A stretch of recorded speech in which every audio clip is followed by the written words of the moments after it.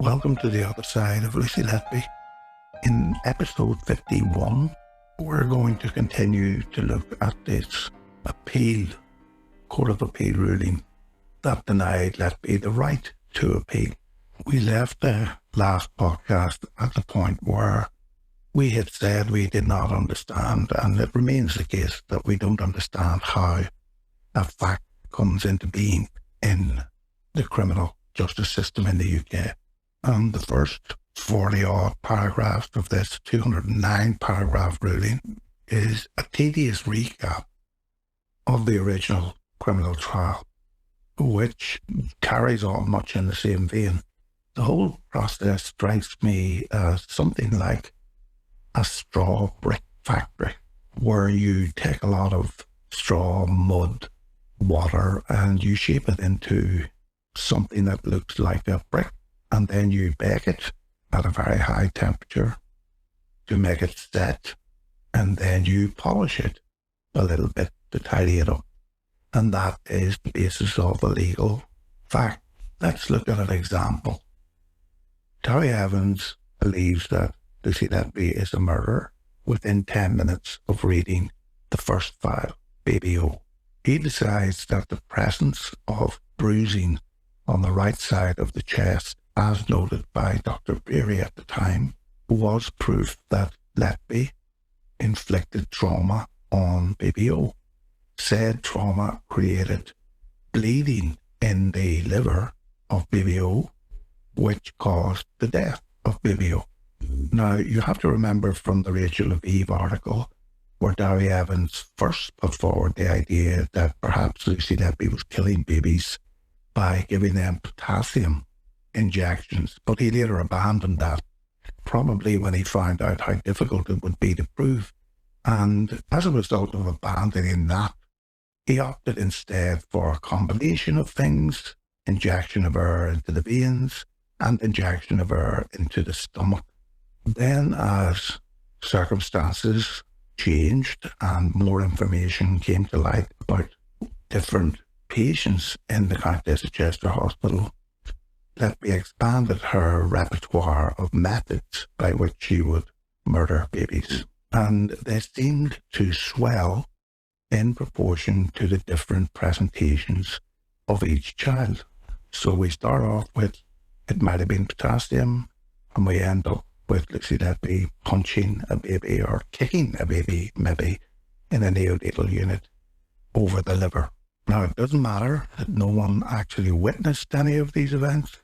Hercule Evans has inferred that Letby committed these crimes, and bizarrely, he has never been asked to describe exactly how he thinks she did that. But we do know too that he carried out experimentations in the Countess of Chester Hospital to see if he could figure out a way by which Lucy Letby committed these obvious crimes. He postulated various methods by which he could cause trauma to the throats of babies, and abandoned some and stuck with others. The constant presence of Darry Evans in this trial, he is everywhere you look. I've referred to him as the chief cook and bottle washer, and that's exactly what he was. His constant presence guaranteed Letby's guilt. You get the impression that if Jesus Christ himself had shown up as a witness, he wouldn't have been believed. But oddly, in the case of Baby O, the example we've just given there, when he gets caught, he finds that he was too lazy to read the file properly. And during the trial, it transpired that this bruising that was the proof of Letby harming the baby wasn't bruising at all, because it disappeared within 45 minutes. And then, in spite of the fact that the same file that he was reading contained an admission that Dr. Beery had punctured the abdomen of the baby, and thus providing us with absolute evidence of trauma, Darry discards that little straw, and it doesn't make its way into the brick that's used to build his little house of lies. But the law is so stubborn that even knowing that is not sufficient to undo the structure of the original straw brick. And before long, there will be a mountain of such evidence that will tell the world what a con man Dowie Evans is. But it will apparently have no impact on the factual guilt or innocence of Lucy Letby, which is truly astonishing. And so, to save us some time, we're going to jump ahead to paragraph 40. We already have a confession note. We have false trophy collecting. We have 21 out of thousands of Facebook searches. We have dodgy swipe data evidence, and we have excluded the contamination of the ward by a lethal pathogen. And all of this is apparently perfectly fair. Let's look then at paragraph 39. And this is entitled The Embolism Cases. And 39 says, in his general statement of April 2019, Dr. Evans described an embolus as a serious life-threatening condition and found only as a complication of clinical care. And that's his first contradiction, because we have to remember during the trial they talked about scuba divers. And in fact, any kind of barotrauma or indeed trauma on the battlefield can produce an embolus, which is not a medical cause of embolism.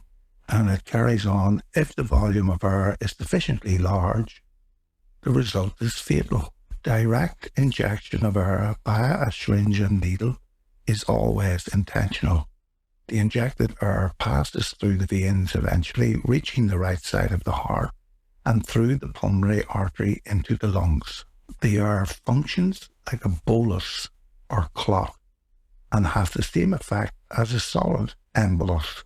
It obstructs the blood supply and causes rapid demise and death. So this is in the Court of Appeal document. Let's have a look at this passage of air as Dowie Evans describes it. He says the injected air passes through the veins, eventually reaching the right side of the heart and through the pulmonary artery into the lungs.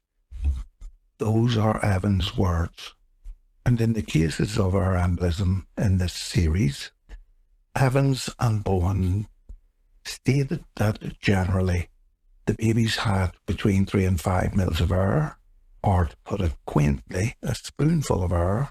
But in the Judith Morris book, Unmasking Lucy Letby, Evans and Bowen said that 0.3 mils of air in the giving port was sufficient to cause a delayed action air embolism. And these numbers really matter in the real world. Let's imagine the journey and dissolution of this air embolism. Evans says that it passes from a peripheral vein through the venous system, through the heart, and into the pulmonary bed. That means it has passed through literally miles of blood vessels. In adults, the pulmonary bed is anything between 70 to 100 square meters of gas exchange area.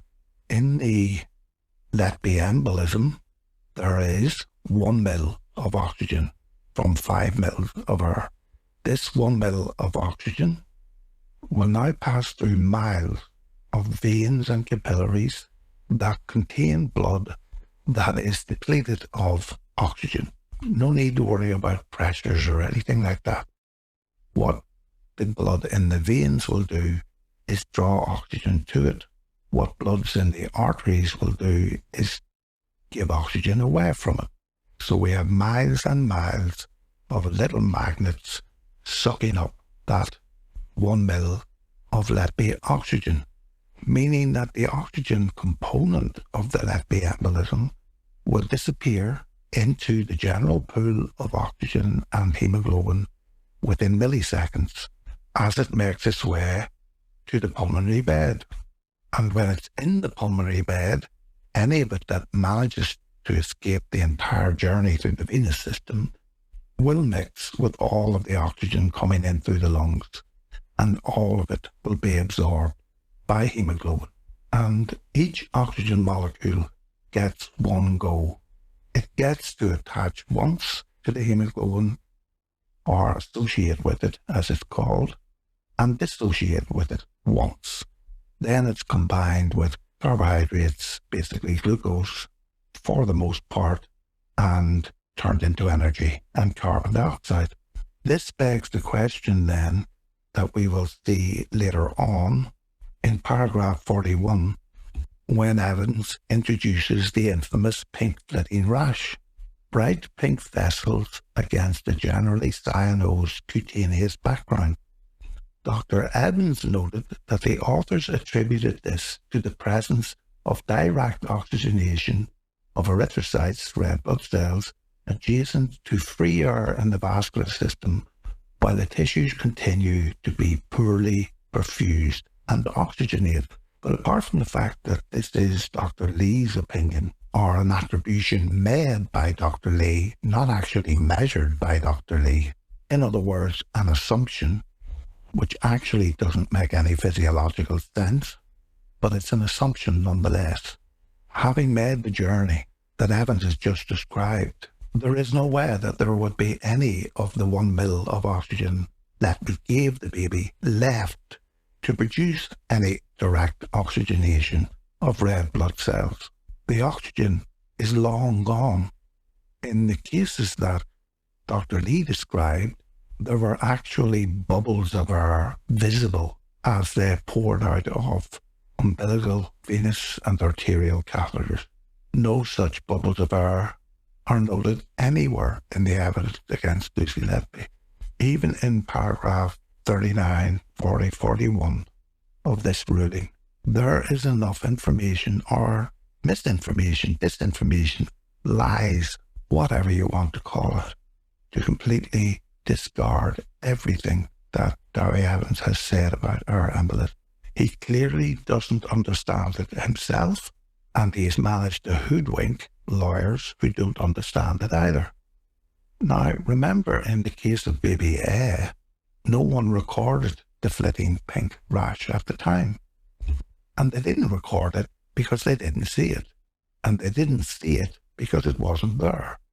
Dr. J. Ram would go on to add it later in his oral evidence, but his claim that whatever he's seen, the pink flitting rash, was due to Letby's air embolism is even more ridiculous, because he turned up 10 or 15 minutes later. So we now have Lucy Letby's air, or the oxygen component of her air, making multiple passes through the pulmonary bed and hanging around long enough so that Dr. J-Ram could see it too. It is hard for people who are not medical to understand just what a crock of shit this really is, and to see these appeal court judges, apparently very educated, erudite people, falling for this is actually an embarrassment. In paragraph 40, Dr. Evans produced his review of published literature regarding air embolus in the newborn infant in July 2019, by which time he had provided over 40 reports for the police investigation. The impetus for his work was his growing concern that the causes of the collapses and deaths of several of the babies at the unit had been the intentional introduction of air in the baby's circulation. The document reviewed 18 studies or case reports drawn from the world literature where death had been attributed to air embolus. He observed that the individual case reports in the various papers demonstrated features similar to those observed by the members of clinical staff called to resuscitate the infants at the unit. I don't care what they observe. What they observed could not have been as a consequence of what you have just described, Dr. Darry Evans. There is insufficient oxygen in 5 mL of air to produce the effect you describe. And whereas you may have got away without having to describe the mechanisms of death for the injection of air into the stomach that you've since removed, you very kindly provided us with an exact mechanism for the air embolisms. The only problem being that your description cannot happen. It's impossible. So let's have a look at another review of literature that was carried out by the American Journal of Perinatology. That's the study of infants around the time of birth. From the 23rd of 11, 2024, bang up to date, Dowie. The writers state that there are 117 cases of neonatal vascular embolism with a mean gestational age of 30.4 weeks. And this was by a systematic search of the world literature using the terms neonatal and vascular embolism. Of the 117 cases, 90% were on assisted respiratory support of one kind or another. 50% of them had an air leak, that is, they were damaged by the ventilation. And then they list the 59 papers that they took their evidence from. 40 more papers than Dowie took his evidence from. And they say that neonatal vascular embolism is a rare but often fatal condition. The literature comprises mostly case reports and a few dated systemic reviews that would include the Lee and Tanswell review.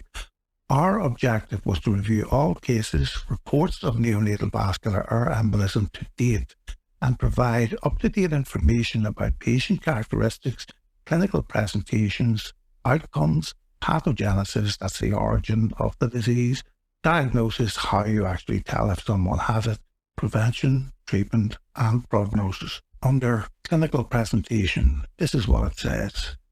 The cause of vascular embolism was attributed to lung injury assisted respiratory support in 70% of cases. Introduction of intravascular air during surgical procedures in another 17.9%. Accidental intravenous IV or catheter injection of air in 8.5%. Necrotizing enterocolitis, 1.7%. Cardiopulmonary resuscitation, 1%. And trauma, 1%. The most common presentation was acute clinical deterioration with desaturation, bradycardia, hypotension, collapse, and drowsiness. A cry or gasp of short duration was reported in 2 infants and was likely a response to air hunger. Cyanosis, pallor, and mottling were commonly associated non-specific generalized skin discolorations and reflect hypoperfusion, that's under-oxygenation of the tissues resulting from circulatory collapse. Non-specific, that means not attributable to air embolism alone, included blanching, blue-black, red or vivid patches, and migrating areas of pallor in the extremities. And this was reported in 6 infants. On ventilation, 1 infant with surgery, but strangely enough, not among infants with accidental IV air injection or other causes. So the most up-to-date review on vascular air embolism in newborn babies actually states that these skin discolorations were never reported in any baby that suffered an air embolism following the accidental administration of air into the baby's vasculature, meaning the most up-to-date review that the appeal court judges accepted from Dowie makes the specific point that vascular air embolism was not associated with IV administration of air. And they go on to say that the non-specific skin discolorations are likely the result of vasospasm, that contraction of the muscles in the blood vessels, and vasodilation of cutaneous blood vessels as they redistribute blood in response to cutaneous hypoperfusion and hypoxia during circulatory collapse, exactly as I described it in a previous podcast. They carry on that air bubbles can also cause transient skin discoloration, through blood vessel occlusion or spasm induced by irritation of the gas. But remember, not in any of the cases where the babies received the air via the IV method. Petechiae, that's bleeding under the skin, pinprick bleeding, were noted in one infant, but they appeared before the onset of the vascular air embolism and were likely due to other causes. And very kindly they say there are very few pathognomic cutaneous signs of vascular air embolism in infants. Lee's sign, that's Dr. Hugh Lee's sign, pink red blood vessels superimposed on cyanosed background, is a specific skin discoloration that has only been reported in infants with vascular air embolism and is attributed to direct oxygenation of erythrocytes adjacent to free air in the vascular system, while the tissues continue to be poorly perfused and oxygenated. Now, because this review was carried out in Canada, I've no doubt that's why they included Lee's sign. Unfortunately, I can't find any reference to Lee's sign anywhere else. And then they carry on citing all of the other circumstances whereby this can come about, including the paper from Halbertsma et al., which reported 89% incidence of vascular air embolism in a post-mortem study of unsuccessful CPR, a paper I've quoted before and which renders all of the post-mortem x-rays used as evidence against Lucy Letby as completely worthless.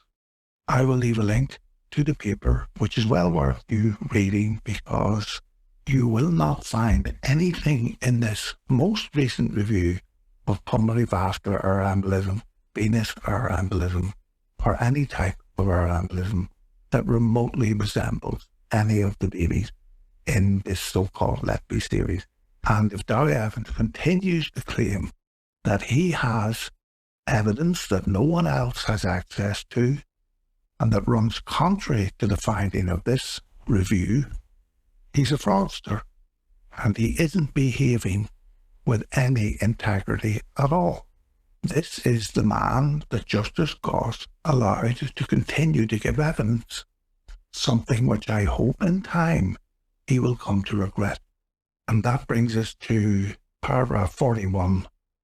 The review comprises a summary of various reports and studies. Dr. Evans noted the handful of reports in which skin discoloration have been observed, and which we have just said, that did not include any of the cases caused by air accessing the baby from a venous catheter. Paragraph 41 also says that Evans reviewed the Lane-Tanswell paper, which has now been superseded by the paper I've just quoted, rendering paragraph 41, in my opinion, all but useless.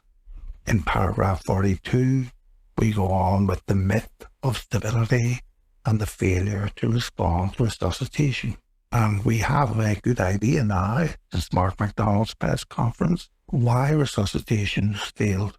In 43, Evans goes on to say that because failure to respond to resuscitation measures in the cases of the babies that had air embolisms proven during resuscitation was a characteristic of failure to respond to resuscitation, then all failures of resuscitation for newborn babies are consequently as a result of air embolism, whether proven or not. That is the stated position of Dowie Evans and the stated position of the Appeal Court of the United Kingdom. The only cause of collapse and death in preterm babies for which there is no evident or obvious explanation is in every case due to air embolism, provided the baby has at the time a host of non-specific signs, including some that haven't been attributed to air embolism in any review of the literature up to date. In paragraph 44, we get some more circular logic from Dr. Evans when he says that he cross-referenced these descriptions with the account of the skin changes observed in baby A. He concluded that the descriptions of the clinical features of infants proven to have died from the effects of our embolism and described in many of the enclosed publications to the pattern of collapse and deaths of many of the babies in the Letby trial. Well, I've left you the link to the paper. Read it. It does not. It quite clearly states in this most recent comprehensive review of all 117 cases reported in history that none of them who had venous or embolism had any skin discoloration. Paragraph 45 goes on that at trial, Dr. Evans explained that the Lane-Tanswell paper was the best known in relation to pulmonary vascular or embolism in the newborn. Yet in more or less the same year, we have a bunch of neonatologists from Canada referring to that paper as dated and not really relevant anymore.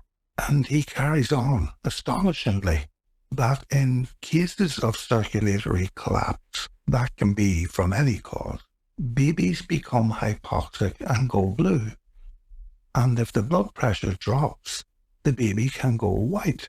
He explains that the colour changes which you find in collapsed babies is a combination of blue and white because they are white if there is no blood getting into the peripheries, and they are blue if the blood that does get there is hypoxic. He said, therefore, that the fact that they are bright pink is remarkable. It's very unusual. The authors attributed the pink colour to the direct oxygenation of red blood cells in the free air of the circulation. These are judges in the Court of Appeal in the UK. This paragraph has formed part of their judgment, and it's kindergarten stuff. Basically what Davy is saying here is that there are two colours only involved in this. There's the binary state of white meaning no circulation whatsoever, and blue meaning circulation, but circulation only of deoxygenated blood. Well, it begs the question immediately, how does blood get to the peripheries without oxygen to drive all of the physiological processes needed to get air to the peripheries? That is the lungs and the heart and all of the blood vessels in between. If they are to pump, in effect, even deoxygenated bloods to the peripheries, they will require energy to do it. And the only place they can get the energy from is oxygen, which means that you cannot have this binary state. But he is making the mistake again, the same mistake that Professor Kinsey made. He is claiming that deoxygenated hemoglobin is blue. Deoxygenated hemoglobin is not blue. It's dark red. Nothing whatever to do with blue. As I've explained before, blue light has a shorter wavelength than red light and doesn't penetrate human skin as deeply. Red light is absorbed more by the skin and the underlying tissues. When white light, which we need to see everything, which contains all the colours, hits the skin, more blue is reflected back to our eyes while the red light is absorbed. So the judges don't know, because they weren't told and because they've never read, that the perception of pink is not a natural phenomenon. We only see pink in our brains. No physical conditions in the human body will produce pink blood, and therefore the judges have been told a load of baloney. And everyone, including Dr. Lee, will see pink when it isn't there, depending on the condition of the white light that's hitting the skin and reflecting back into his retina. So Lee's sign doesn't exist, in my opinion, and even if it did, it would be too unreliable, because it would depend on what the conditions of the lighting were in the area of observation. But in any event, Dr. Lee went to the Court of Appeal and told them that what Darby Evans was saying was a load of nonsense. But because he hadn't said it at the trial, it wasn't a fact. And because I'm explaining why Dowie's wrong in what he's saying, but I didn't explain that at the trial, that doesn't mean that what I'm saying is not true and what Dowie's saying is true, because it's not true. And this is the problem I have with legal facts. Why should it be necessary to force people to go to such lengths to repair these misconceptions? In my opinion, it just makes the judges look stupid that they weren't paying attention during that physics class. Dr. Bowden tells us in paragraph 47 that she's only seen one case of air embolism in her life, and that was when she was a registrar, and that was during a cardiac operation. And in paragraph 48, we move on to Professor Arthurs, is a consultant paediatric radiologist at Great Ormond Street Hospital. He gave evidence that, as a radiologist, he would rarely see an air embolism as a cause of death or as a radiological diagnosis, because an air embolism sufficient to cause clinical symptoms is usually so massive that the focus of the clinical and nursing team would be on resuscitation and not obtaining imaging. The absence of air does not mean that an embolus was not at one time present, as it may well have disappeared by the time the X-ray was taken. Now, I want you to run that through your head.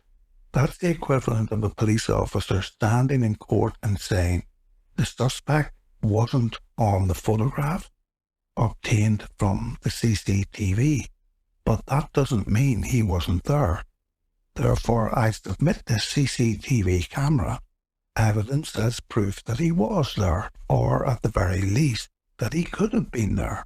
But Dr. Arthurs goes one better. He uses a retrospective observational study, which in terms of evidence in medicine is next to worthless. And this retrospective study is a review of 500 cases, 38 of whom are babies under the age of 2 months at the time of death, and none of whom were preterm neonates. He found that about 25% of the babies that he reviewed had gas in the great vessels. Of the 38 babies who were under 2 months of age, he found 8 cases where there were gas in the great vessels, and these babies had died of trauma, sudden unexpected death in infancy, congenital heart disease, and disseminated malignancy. The detailed review, therefore, found no unexplained cases of gas in the great vessels. So the Court of Appeal is going to allow 8 cases, none of whom were preterm babies, to determine whether or not gas can ever accumulate without explanation. And I am certain that Professor Arthurs wouldn't submit such a paper for publication. Now, he may submit it for publication, and he may have submitted it for publication for entirely different reasons, but these findings in 8 babies mean nothing. And one of the reasons why Professor Arthurs' review of these cases is even more meaningless is because we have so much other evidence of post-mortem findings of gas in children. Why don't we have a look at a few snippets and wonder why the judges weren't told about these studies? I'll give you the citations in the show notes. Intravenous air is a common finding in post-mortem CT in children. Studies show no correlation between the volume of IV air on post-mortem CT and the increasing post-mortem interval. Rather than decomposition, IV air on post-mortem CT in children may be related to resuscitation. Because of the immaturity of the lungs, infants, and especially preterm infants, are at a higher risk. Although this did not achieve statistical significance, IV air was observed more frequently following resuscitation attempts, which include intraosseous needles, that's into the bone, These imaging features related to resuscitation should not be mistaken for pathological error emboli, which have a different distribution of error on post-mortem imaging. Or what about this one? Gas formation is a common finding and can appear within cardiac chambers, vessels in the viscera and brain, the bowel wall itself. Gas within cardiac chambers and vessels is also a known finding after cardiopulmonary resuscitation and might not be related to putrefaction, although a causal relationship has not been demonstrated. Or what about this one? The longer the duration of cardiopulmonary resuscitation, the more frequently gas is seen in multiple organs. And then, of course, we have the study that I quoted before, that out of 56 newborns who received chest compressions, 25% of them did not survive. So a 1 in 4 mortality in a level 3 unit.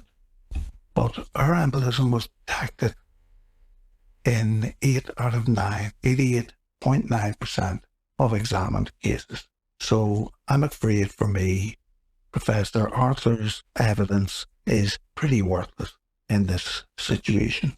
From one doctor to another, I wouldn't be happy to have a diagnosis based on this type of practice for any of my patients. I wouldn't be happy with that at all. But why don't we have a look at another paper that Professor Arthurs published and which I cite for you. Let's look at the paragraph entitled Postmortem Imaging in Children. Evaluating the true value of postmortem imaging is difficult, but direct comparisons between postmortem imaging and autopsy findings have recently been published. In adults, the concordance rates of adult postmortem imaging and full autopsy findings in the only blinded study published to date were disappointing at around 50%. So the professor is telling us there that when used in adults, very sophisticated methods of imaging, such as CT and MRI scan, were only able to define a cause of death in 50% of cases. Pretty useless on their own then, aren't they? And none of the babies in the Letby series were examined by these very sophisticated methods. So I don't really think that the X-ray evidence in the Letby trial is of sufficient quality to form part of a murder trial. Maybe 50 years ago, but definitely not today. And anyway, in all of Professor Arthurs' publications, he states clearly that imaging has not reached the point yet where it can replace traditional autopsy, and therefore traditional autopsy remains more accurate than any imaging method to determine cause of death. So I think that gives us a bit of an idea of what's going on in the Court of Appeal. It seems as if you said that the moon was made of great cheese, and the jury believed you, and the judge didn't stop you saying it. Then it becomes a legal fact. And even though it's utterly ridiculous, there's an entire bureaucracy in existence standing between you and the obvious answer that the moon is not made of green cheese. This is the level of science that we're using here to determine the fate of a girl. It's so poor. It should never have passed any threshold to find its way into court. Darry Evans' descriptions of things are childish. There are no nuances in them, and I suspect he knows that he has these judges eating out of the palm of his hand. Sandy Bowen has seen one embolism in her life that had a clear cause and a clear explanation, meaning I have as much expertise on our embolisms than she does, because I've seen one as well. And Professor Owen's 400 or 500 case retrospective review is statistically insignificant, utterly meaningless, and no sane scientist would draw any conclusions of any value from his review. The very least that Professor Arthurs could have done is confine his review to preterm babies. So we'll end this episode here because it will bring us conveniently to the point of the appeal hearing where they discuss each of the cases, and where no doubt we will see the same repetition of the baby was stable even though he wasn't, and all that other nonsense that we've got so used to now in this. But so far, this Court of Appeal procedure to me is a total waste of time, and it's stupidly rigid and doesn't look good for Lucy Letby's future prospects. But we'll carry on looking at it, and I'll see you in the next episode. Bye.